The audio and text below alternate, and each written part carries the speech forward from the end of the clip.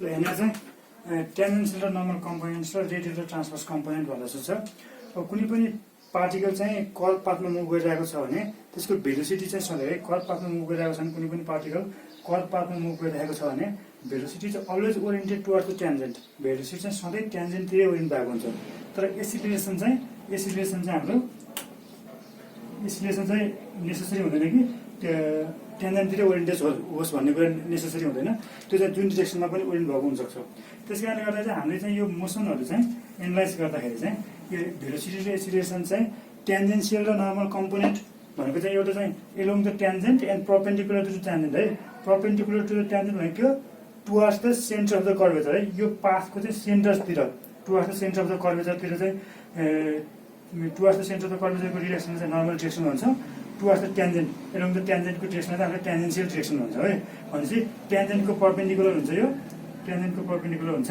ट्यान्जेन्टको perpendicular चाहिँ normal direction हुन्छ। भनेपछि हामीले कुनै पनि रिजोल्युसन अफ भेक्टर्स भनेको दुईटा भेक्टर्स जस्तोसुकै भेक्टर्स होस् रिजोल्युसन भनेको हामीले टु पर्पेन्डिकुलर डिरेक्सनमा चाहिँ रिजोल्युसन गर्ने हो। त्यसमा चाहिँ अब हामीले चाहिँ भेलोसिटी चाहिँ सधैँ ट्यान्जेन्ट नै हुने हो ट्यान्जेन्सियल डिरेक्सनमै हुन्छ। र नर्मल डिरेक्सनमा चाहिँ हाम्रो एसिलेसन आउन चाहिँ नर्मल एसिलेसन चाहिँ हाम्रो जुनसुकै डिरेक्सनमा आउन सक्छ। जस्तै यही केसमा चाहिँ एसिलेसन चाहिँ यसरी पनि आउन सक्छ। एसिलेसन चाहिँ यो डिरेक्सनमा आउन सक्छ। फर इक्जाम्पल एसिलेसन यो आउन सक्छ। हामी यो आएको एसिलेसनले चाहिँ भेलोसिटी ट्यान्जेन्ट र नर्मल डिरेक्सनमा चाहिँ रिजल्ट गर्ने भनेको यो ट्यान्जेन्ट र भनेको ट्यान्जेन्ट र नर्मल कम्पोनेन्ट चाहिँ यसको डिरेक्सनमा रिजल्ट गर्ने भनेको यो चाहिँ एउटा भयो। अर्को चाहिँ हाम्रो चाहिँ रेडियल र ट्रान्सभर्स कम्पोनेन्ट छ। पहिला भनेको यो बुझौँ डेरिभेसन पनि आउँछ हाम्रो। रेडियल र ट्रान्सभर्स कम्पोनेन्ट भनेको चाहिँ खास हामीले यो पोइन्ट पीको चाहिँ हाम्रो अघिल्लो क्लासमा पढिसकेका छौँ। यो पोइन्ट पीको चाहिँ पोजिसन भेक्टर चाहिँ हामीले चाहिँ आरले रिप्रेजेन्ट गर्छौँ। पोइन्ट पीको चाहिँ पोजिसन भेक्टर यो ओदेखि आसम्मको पोजिसन भेक्टर पोइन्ट पीको आरले रिप्रेजेन्ट गर्छौँ भने रेडियल डिरेक्सन भनेको एलोङ दिस पोजिसन भेक्टरको डिरेक्सन पोजिसन भेक्टरकै डिरेक्सनमा चाहिँ हामीले रेडियल डिरेक्सन भन्ने हो।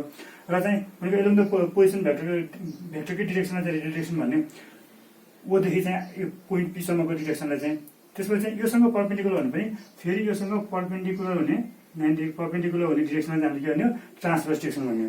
हामीले चाहिँ रेडियल कोअर्डिनेट्समा चाहिँ खासमा चाहिँ हाम्रो गिभन सिस्टम अफ कोअर्डिनेट चाहिँ रेडियल छ सरी पोलार कोअर्डिनेट सिस्टम छ भने हामी चाहिँ यो सिस्टममा चाहिँ हामी काम गर्छौँ। अब यो चाहिँ सिम्पल हाम्रो बेसिक हो। हामी डेरिभेसन थोरै हेर्छौँ है।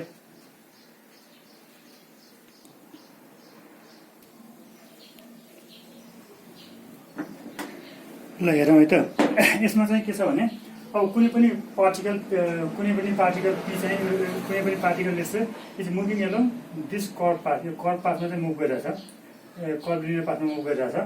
यो कुनै पनि इन्स्ट्यान्ट पीमा हुने बेलामा चाहिँ त्यो पार्टिकल चाहिँ पीबाट चाहिँ पी ड्यास भन्ने दुईवटा लोकेसनमा चाहिँ पुग्यो। यो अहिले ग्राफमा लिएको सबै चिजहरू एकछिन छोड्यौँ। यहाँ चाहिँ के छ भनेपछि हामीले एक्स एक्सिसलाई डिनोट गर्नको लागि चाहिँ यसको युनिट भेक्टर के थियो आई लेखिन्थ्यो। वाइ एक्सिसलाई डिनोट गर्नको लागि चाहिँ यसको युनिट भेक्टर जे लेखिन्थ्यो।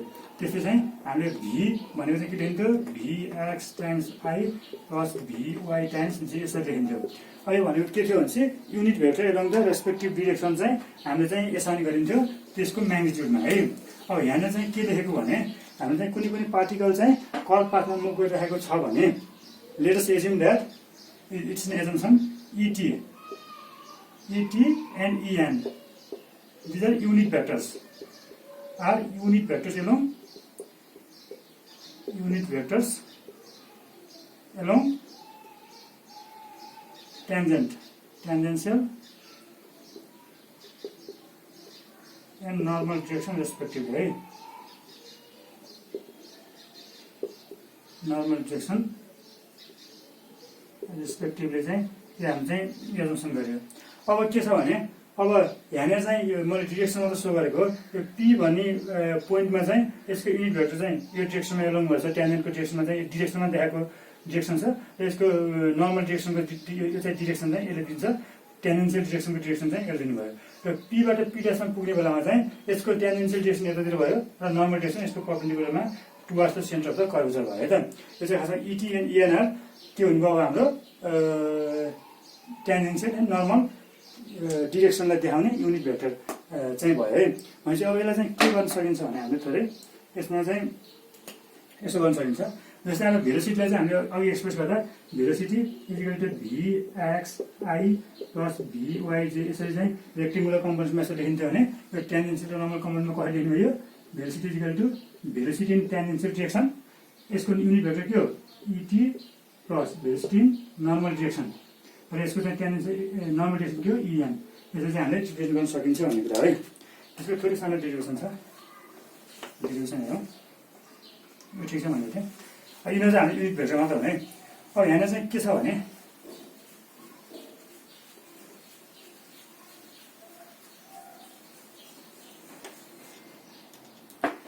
दुईवटा कुरा भन्नुपर्छ जस्तै मैले पोइन्ट दुईवटा पिड्यास भन्ने पोइन्टलाई चाहिँ मैले यही फिगर बनाएको यो पी पोइन्ट यहाँ छ सपोज गरौँ पिड्यास भन्ने पोइन्ट चाहिँ कर्भ यसरी मुभ गरेर पिड्यास भन्ने पोइन्ट चाहिँ त्यसै यहाँनिर गर्दैछ पिड्यास चाहिँ यहाँनिर छ यो पी हो यो पिड्यास हो भनेपछि यसको नर्मल डिरेक्सन यता हो यता हो अब यो दुईटाको नर्मल डिरेक्सन चाहिँ कता हो towards the centre of the curvature है यो पाथको चाहिँ मोसनको चाहिँ सेन्टर अफ द कर्भेचरतिर चाहिँ यसको चाहिँ डिरेक्सन हो यस चाहिँ यो चाहिँ हाम्रो यो के हो EN हो यो डिरेक्सन EN हो है यो डिरेक्सन चाहिँ के हो EN ड्यास हो है EN ड्यास हो अब हामीले यो एङ्गललाई चाहिँ डेल्टा थीटा सपोज गरौँ यो एङ्गललाई चाहिँ डेल्टा थीटा सपोज गरौँ अथवा सिम्पल हामीले डी थीटा नै सपोज गर्न सकिन्छ सानो एङ्गल भएको हुनाले चाहिँ यो डी थीटा नै लेख्दा पनि हुन्छ कि फरक पर्दैन अहिले चाहिँ मैले डेल्टा थीटा नै लेखेँ है डेल्टा लेखेँ अब यहाँनिरको चाहिँ यताको चाहिँ ET होला यहाँनिरको चाहिँ टेन्जेन्सियल डिरेक्सन ET हो यहाँनिरको टेन्जेन्सियल डिरेक्सन के हो ET ड्यास हो यसलाई चाहिँ हामीले ET लाई चाहिँ एक्सटेन्ड गर्न सकिन्छ ET लाई चाहिँ यसलाई चाहिँ ब्याक प्रोड्युस गर्न सकिन्छ डिरेक्सनलाई चाहिँ अनि यो ET र ET ड्यासको बिचमा एङ्गल कति छ डेल्टा थीटा सिम्पल हामीले जियोमेट्रिकली प्रुभ गर्न सकिन्छ तर त्यस्तो धेरै पनि गरिराख्नु पर्दैन angle between two lines is equal to the angle between the perpendiculars त्यही थ्योरमबाट नै हामीले यो डेल्टा थीटा यो डेल्टा थीटा बराबर हुन्छ है अब हामीले के भयो भने यो हामीले पीदेखि यो पिड्यासम्मको पीदेखि पिड्यासम्मको आर्कको डिस्टेन्सलाई लेट्स से डेल्टा एस भनेको delta S is equal to length of arc है लेन्थ अफ पाथ ट्राभल भनौँ अथवा path travel from P to P dash भनेपछि यो चाहिँ डेल्टा एस चाहिँ length of path travel from P to P dash भनेपछि यो केसमा चाहिँ के हो आर्क हो लेन्थ अफ आर्क हो P dash को लेन्थ अफ आर्क हो अब हामीले चाहिँ सानोमा चाहिँ यो सर्कुलर मोसनहरूमा यो कर्भमा चाहिँ परेको कुरा के थाहा छ सबैलाई भने थाहा हुनुपर्छ भने थीटा भनेको सानो एङ्गलले चाहिँ सब्सक्राइब गर्ने आर्क भनेको र यो चाहिँ डिरेक्सन भयो यसको रेडियसलाई चाहिँ मैले रो सपोज गरेँ यसको रेडियस चाहिँ rho is equal to radius of curvature है रेडियस अफ कर्वेचर यहाँ EN र ENS लेखेको चाहिँ के हो EN र ENS लेखेको चाहिँ हाम्रो युनिट भेक्टर हो डिरेक्सन चाहिँ यो डिरेक्सनको युनिट भेक्टर EN ले देखाइरहेको छ भनेको है यसको लेन्थ चाहिँ पीदेखि यो ओसम्मको लेन्थ भनेको पीदेखि ओसम्मको लेन्थ भनेको रो हो यो रेडियस अफ कर्वेचर हो अब हेर्नु चाहिँ के थाहा छ हामीलाई भने थीटा इज इक्वल टु भनेको थीटा भनेको यो एङ्गल भित्रको एङ्गल इज इक्वल टु के हुन्छ आर्क बाई रेडियस हुन्छ है आर्क भनेको छ डेल्टा एस रेडियस कति छ रो छ यो थाहा छैन भने पनि सम्झौँ है भनेको के हुन्छ theta is equal to angle is equal to arc by radius सानो एङ्गलको लागि हुन्छ यो सम्झिँदा हुन्छ यो थाहा छैन भने मतलब यो चाहिँ थाहा छ भन्ने बुझौँ अवश्यमा यतिसम्म आइसक्दा अब यसलाई चाहिँ के लेख्न सकियो भने यो delta theta by delta S is equal to 1 by rho भयो यसलाई सिधै लेख्दा पनि हुन्छ तिमीले D theta by D S is equal to 1 by rho भनेर लेख्दा पनि हुन्छ अथवा चाहिँ यो कसरी आएको भने यसलाई चाहिँ हामीले सिम्पल एजम्सन गर्ने यसलाई डी थीटा र यसलाई डिएस मात्र गरेपछि नि त्यही आउँछ हामी चाहिँ तर चाहिँ आएको चाहिँ सिम्पल लिमिट दुईटै साइडमा चाहिँ limit delta S tends to 0 गऱ्यो भने delta theta by delta S is equal to 1 by rho हुन्छ यो भनेको डी थीटा बाई डिएस हो है भनेपछि हामीलाई चाहिने कुरा यति हो मैले त्यो चिज लेखेँ हामीलाई अहिले मैले भेटेँ theta is equal to arc by radius है theta is equal to R per radius भन्ने मात्र एउटा फर्मुला याद भएपछि यो कुरा आउँछ। याद हुन्छ, सजिलो छ, खासै गाह्रो छैन। यो कुरा चाहिँ हेर्न भनेको के निकाल्ने हामीले D theta by ds is equal to D theta by ds is equal to 1 by rho. Rho भनेको डेन्सिटी होइन, रेडियस अफ कर्वेचर हो। अब यहाँनिर चाहिँ अब अर्को कुरा आउँछ। अर्को कुरा चाहिँ मैले यो अहिले रेडियल र ट्रान्सभर्स कम्पोनेन्टमा पनि चाहिन्छ। यो कुरा चाहिँ के सम्झाइदिएँ भने हामीले युनिट भेक्टर छ है। यो कुरा चाहिँ यो थ्योरम चाहिँ बुझिराखौँ। यो चाहिँ इटी पनि युनिट भेक्टर छ, इएम पनि युनिट भेक्टर छ। मैले के थ्योरम चाहिँ हुन्छ भनेपछि हामीले कुनै पनि युनिट भेक्टरलाई इटीलाई है, डिइटी कुनै पनि युनिट भेक्टर्सलाई एङ्गलको रेस्पेक्टमा एङ्गलको रेस्पेक्टमा चाहिँ डिफ्रेन्सिएट गर्यो भने you will get another unit vector. You will get another unit vector which is right angle and anti-clockwise to initial unit vector. मैले फेरि भन्नु खोजेको के हो भने यहाँनिर यो इटी भन्ने युनिट भेक्टरलाई चाहिँ तिमीले differentiate with respect to theta गर्यो भने तिमीले चाहिँ अर्को युनिट भेक्टर पाउँछौ।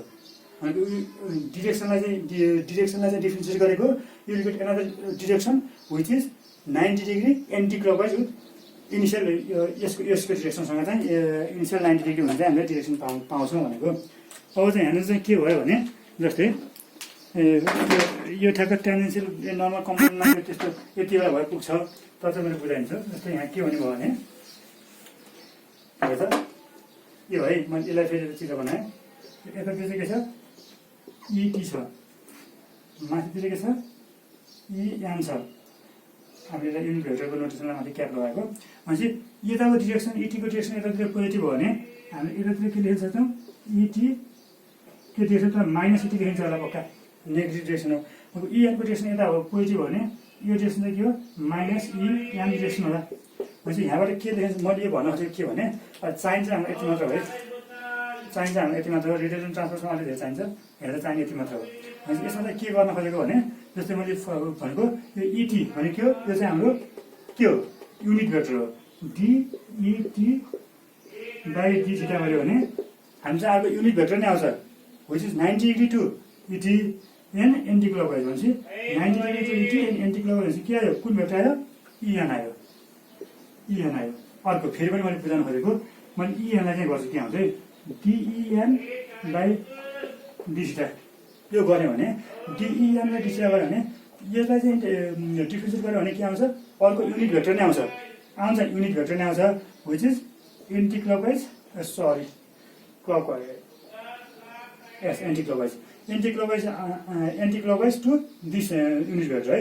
यो युनिट भेक्टरसँग चाहिँ यो डिरेक्सनमा चाहिँ 90 डिग्री बनेको आउँछ। भनेपछि के हो, त्यो चाहिँ माइनस इ टी हो।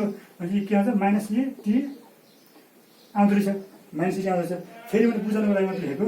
जस्तै यसलाई चाहिँ गर्ने के आउँछ, जस्तै डी यति भएपछि बुझिन्छ, अरूमा धेरै फेरि फेरि यसलाई डिफ्रेन्स गरेपछि यो आउँछ भन्नु छु मैले।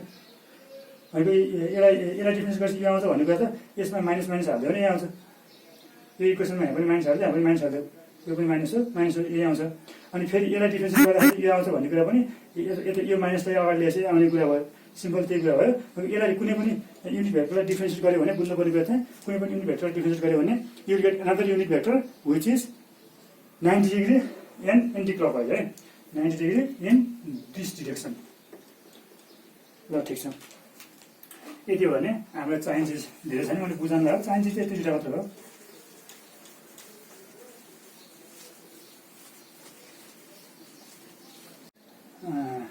ओके, यो पनि मैले युज गर्ने हो। यसो अब हामीलाई के थाहा छ, भेलोसिटी भनेको हामीलाई के थाहा छ, भेलोसिटी भी भनेको इज अलवेज ओरिएन्टेड टुवर्ड्स के हो, ट्यान्जेन्ट हो।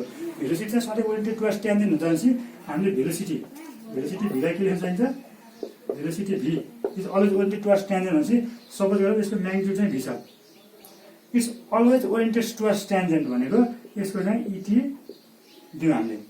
यसको नर्मल कम्पोनेन्ट गरिदिन्छ, जेरो हुन्छ, जेरो इएन लेख्न पर्न, किनभने अलवेज ओरिएन्टेड टुवर्ड्स के छ, ट्यान्जेन्टतिरै ओरिएन्टेड छ, त्यही भएर चाहिँ हामीले नर्मल कम्पोनेन्ट लेख्न पर्दैन, ट्यान्जेन्ट छ।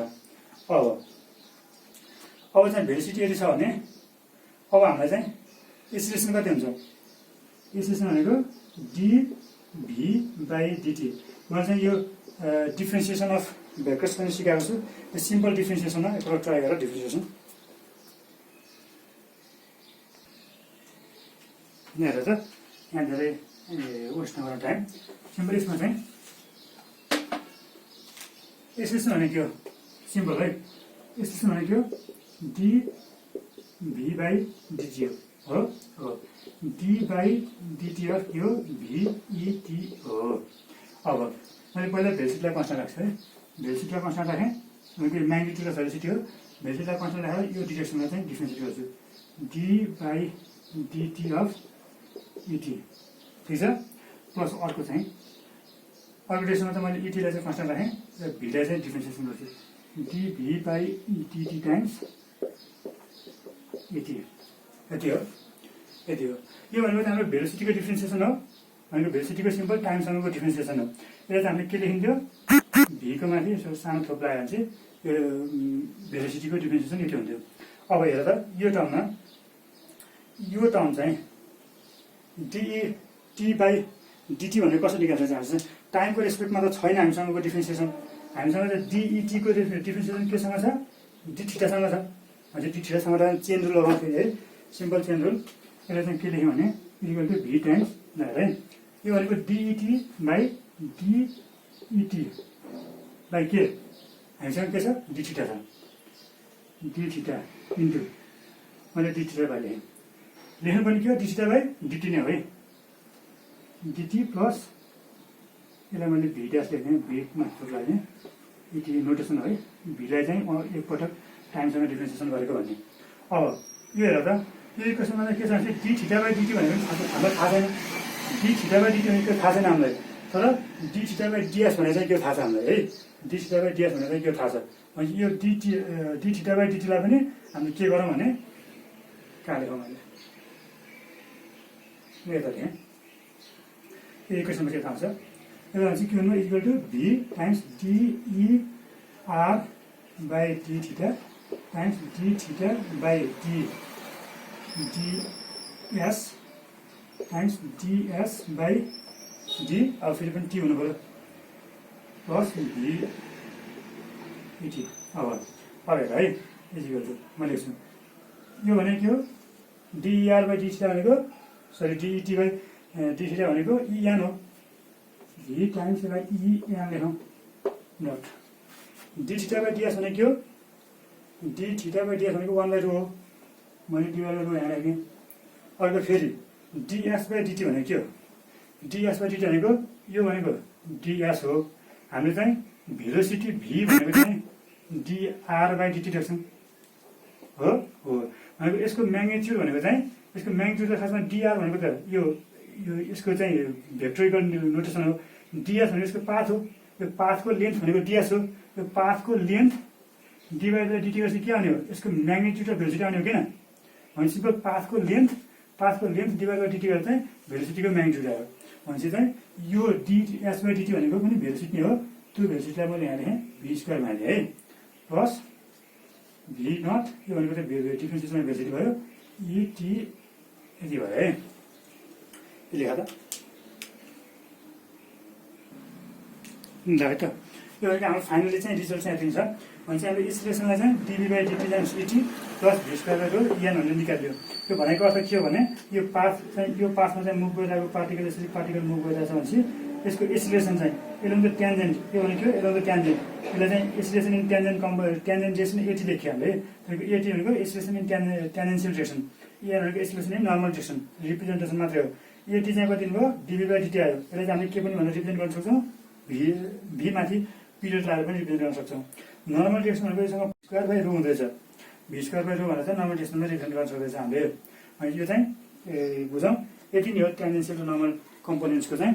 अब कुनै पनि प्लेनमा चाहिँ ट्यान्जेन्सियल र नर्मल दुइटै एक्सिलेरेसन छ भने त्यस्तो खालको प्लेनलाई चाहिँ ओसिलेटिङ प्लेन पनि भन्छौँ। त्यही हो, यति नै छ है ट्यान्जेन्सियल नर्मल कम्पोनेन्टमा।